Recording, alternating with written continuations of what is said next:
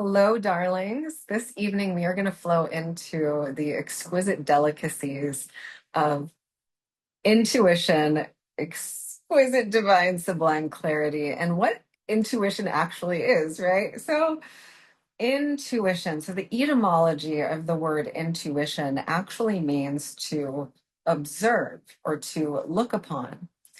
And so we all know quantum physics that what we place our awareness on, the observer creates the reality. What we look at, what we are looking to find, is what we find. What you seek is seeking you. Such exquisiteness from Rumi. And oftentimes, intuition, you'll hear holy beings say things like, oh, I just knew it. And what they're maybe not fully recognizing in that, when something happens in their lives and they have this, I knew it, I felt it, I knew that was going to take place or that was going to happen, is that they actively created that scenario, circumstance, situation that was happening in their lives because they chose, they chose to focus upon it. And so it's incredibly powerful what we choose to look for the evidence of. And so what I would love to inquire about and ask you this evening, something to tune into with yourself, is what am I looking for the evidence of? Am I looking for the evidence of love's presence? Am I looking for the evidence of happy, loving, glorious human beings in my life? Am I looking for the evidence of harmony and synergy and communion? Am I looking for the evidence of prosperity and amazing things that are about to happen? Am I out on the edge of my own consciousness in the here and now, giving thanks for the epic gloriousness that already is, and evoking things into being by observing the reality of our ultimate yes, is what this is. It's looking at what you seek is seeking you. What am I seeking? And not necessarily, not from a space of I'm seeking this thing out, but from a space of what am I actively looking at? What am I looking for? Am I looking for love? Am I looking for miracles? Am I looking for blessings? Am I looking for the people in my life to show up with love and care and kindness and goodness, and to wrap me in a warm, delicious warm embrace, and to share the glorious adventure of life with me, for people to collaborate with me? Am I looking for trust? Like, let's look at that. Am I looking for the recognition that because all is love, all is inherently trustable and trustworthy? Am I looking at these deeper levels and layers of reality that align with the ultimate truth of my being that I wish to be experiencing? And I say my, I'm putting it in first person as an invitation for you to do the same thing when you ask yourself these questions.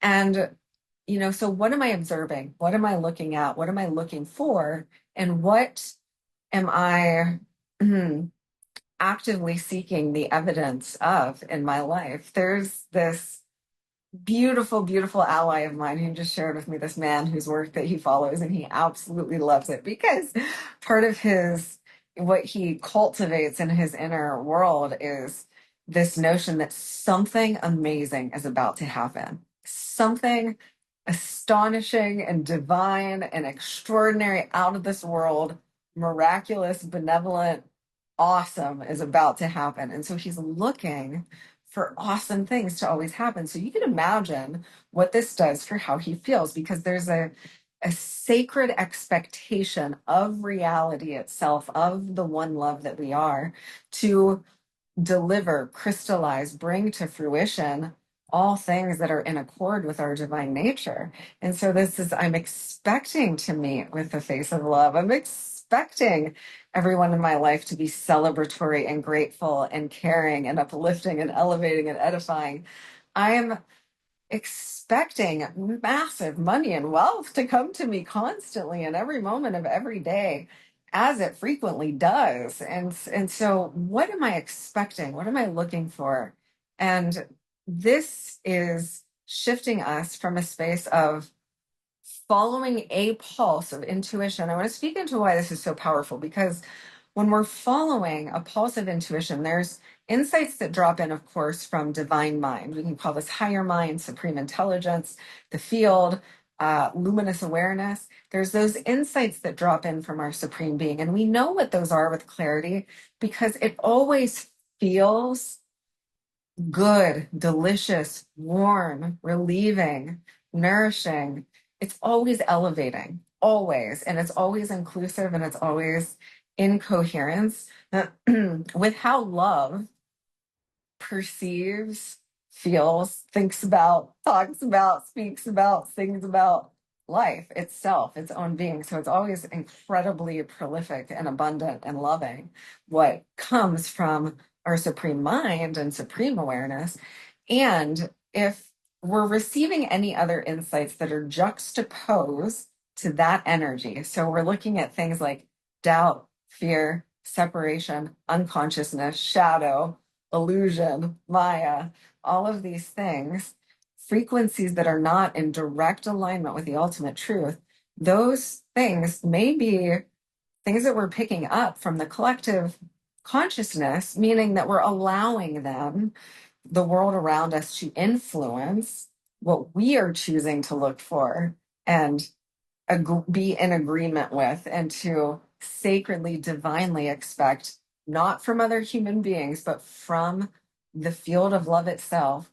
And it can be, so when we're following this intuitive nudge, if it's not fully coherent with that supreme intelligence, then we're likely being influenced by other streams of data. And this could be from the beings in our environment, what we read, what we listen to, what we ingest. It could be our own self-fulfilling prophecies that are not in accord with the ultimate.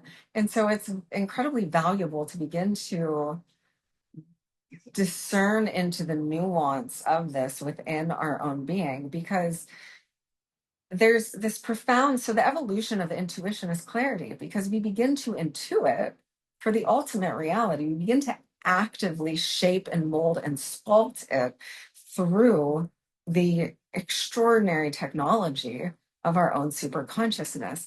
So intuition evolves into clarity and the sculpture of our lives, of our world, of our being, of our narrative, from a more deliberate, intentional space of pure divine will, where my will and thy will are one, and we're crafting in accord with the flourishing of all life. Everything's positive and prolific in that space. So that's where the clarity comes from. It's just so hyper elegant and efficient and easy to begin to discern these things when we are holding a pillar of the ultimate truth within our being. We can see clearly. And one of the most valuable things that we can practice, again, because who we are being is what we live and experience. We're experiencing our own inner content reflected or projected onto the movie screen of our lives. So we have to clean up our own inner content and data if we wish to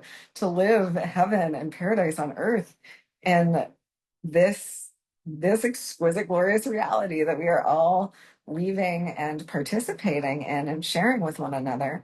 And so looking deeply at our narratives, well, wow, what have I been engendering? What have I been expecting? What stories have I been looping? Which narratives am I focalizing in my consciousness? And to really clean it up and distill all things into pure prolific intelligence. So my favorite frequencies to work with are limitlessness, celebration. So feeling my limitlessness. I am limitless. There is no limit except my own consciousness, vision, imagination, awareness, intelligence, and mind. What I choose to look at. And however infinite and grand I can go is what's possible. If I can conceive it, it shall be in my realm. And I know this. And so having inner certainty in your own creationary capacity and power as well from the core of your divine heart. And so limitlessness, I am limitless. There's nothing that I can't create. And in exactly the way that I wish to experience it. Meaning that if you wish for something to crystallize in your world like a breeze. So one of the things that I do is like I make money while I sleep. I make money when I'm showering, and it happens. Actually, the most magnificent, huge chunks of cash that flowed into my, like, big money that flowed into my life. And this is just even a couple of weeks ago. Both times I was sleeping, and I was like, oh, there it is. It was glorious.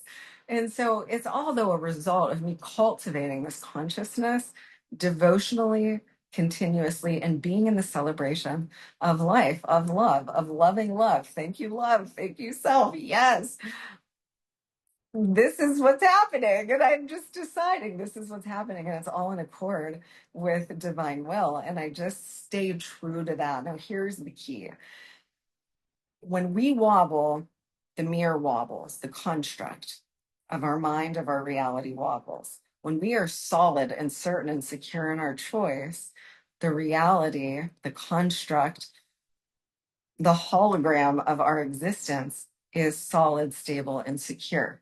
And so this really comes back home to us. Again, I'm choosing what to focalize. I'm choosing what I'm a yes to. I'm choosing that I'm celebrating that this is my reality. This is what I'm actively selecting, deciding, and choosing. And so it is. Yes. Oh, amen.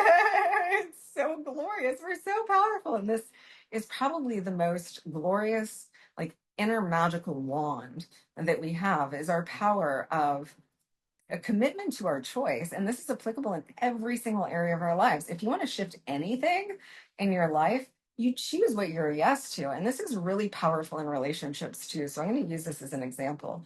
Some people will continue to loop and tell the story of the old situation or circumstance, or how they're used to seeing and being present in their world, rather than focusing on what they are actively choosing. We are, so okay, so we'll utilize intimate relationship with this, because I know this is a huge one for people, and we can use this in the context of family too. These are of course, they're the most intimate spaces in our lives. And so it's then going to, okay, everyone in my life is smiling and happy and healthy and benevolent. Everyone in my life shows up to me as love shows up to me, loves me like love loves me. We're all operating in awesome harmony and magnificent joy with one another. And we can also apply this to the financial realm. So for all of us, primary areas of life: relationship, money, health. And so it's the same thing with health. I have perfect health. I have flourishing finances, and I just see all the money in my bank account dancing and smiling. And I'm so grateful for all of it. And I'm so grateful that cascades and waterfalls more come to me constantly in massive chunks every single moment of every single day. I'm so thankful that my legacy is thriving, and that I have these magnificent opportunities to speak to people on global platforms of multiple millions of people at a time, to share the wisdom of love and to bring us all home to the recollection of the infinite artisan that we are, and the power and the majesty of our consciousness and of our heart song to sculpt and shape our existence. And so this is always, so every single time you're bringing it back home to you, because there are no others. Everyone is you pushed out. Everyone is an extension of you.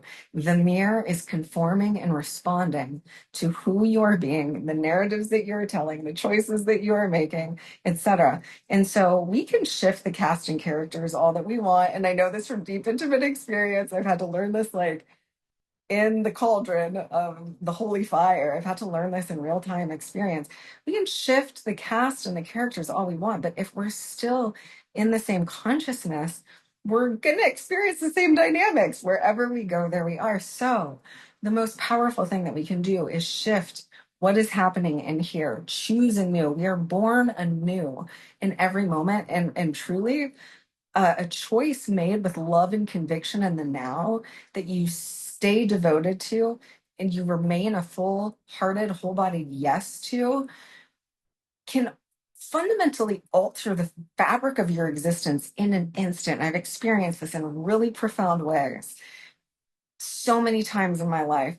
And so then ultimately you become devotional around holding that yes solid and stable. I'm a yes to this. This is what I'm expecting. This is what I'm looking for. This is what I trust and I know is going to happen in my life. This is what I'm choosing. This is what I'm designing, and keeping it all in the most pure, positive space possible, and not allowing anything that's happening out here to influence you in any way. Persistence is the key. And I'm talking like ruthless, ruthless for love, ruthless for your thrival and the thrival of all the holy beings in your life. And so it's this holy, ruthless devotion to being the embodiment of infinite, limitless love and luminosity and upliftment and prosperity and health and vibrance, just committing fully to our divine nature in essence in all the beautiful ways that expresses within us and therefore around us in our lives, and committing to that in one another. I choose to be the source. No matter what else is happening, that is my greatest satiation, power, and fulfillment in this life. I choose to be love. I choose to be an uplifting, elevating energy. I choose to be life giving and life flourishing to all that is and all that I am, because it's all me. It's all me in a relationship with me. It is all us in a relationship with our own being. And so, okay, so actually, well, should I go into it this one? No, I'm saving this one for the next one. We're going to talk about the realness and the fullness of self-love and what that actually means, because it's the love of all. All is self. All is self. And so we become the grail of our creation, of existence itself. This is very rare yet accessible to all of us when we develop a capacity for all enveloping self empathy, self honor, self respect, self love. Our whole creation is on board with us and backing us up. And so it's incredibly powerful. Your wish is my command. We become the grail, we liberate our free will. And so I'll save that one for the next for our next transmission soiree together. And I'll leave you with these potent jewels for now. There's a lot to contemplate, absorb, and begin to apply in your embodiment and in your life. So I love you all so, so, so deeply and divinely, and we shall play and soiree again soon.